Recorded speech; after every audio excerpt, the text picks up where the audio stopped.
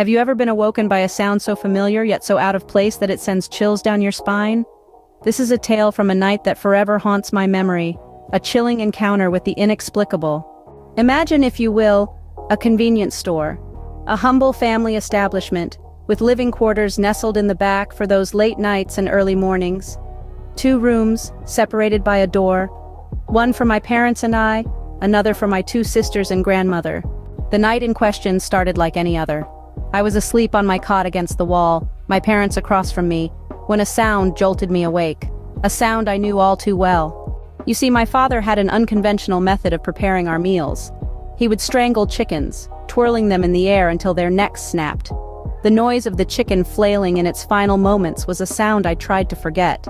A sound I heard that night, coming from the floor above me. The noise moved, traversing the vacant apartment above the store. It traveled room to room, traversing the ceiling above my grandmother and sister's room.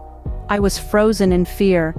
The sound seemed to be moving towards the radiator, descending down the long steam pipe, crashing against the metal with a chilling bang. It was as if the dying chicken sound had taken a physical form, rapidly crossing my grandmother's room. As it approached the door separating our rooms, I felt my heart pounding in my chest. It passed through the door, jumping and flapping next to my cot. I tried to scream, but fear had stolen my voice. The noise continued its rampage, turning into the dark store. The sound of breaking glass, items tumbling from shelves, echoed through the night. I finally let out a small yelp, alerting my mother. She called out, confirming my fears. This was not a nightmare. It was real. I practically flew into my parents' bed, startling my father awake. My mother explained the situation, prompting my father to investigate. He returned, assuring us everything was fine. But the look on my face told him I needed comfort, so he offered to sleep on the cot. Later that night, my father experienced the same paralyzing fear. Something pinned him down, rendering him incapable of movement.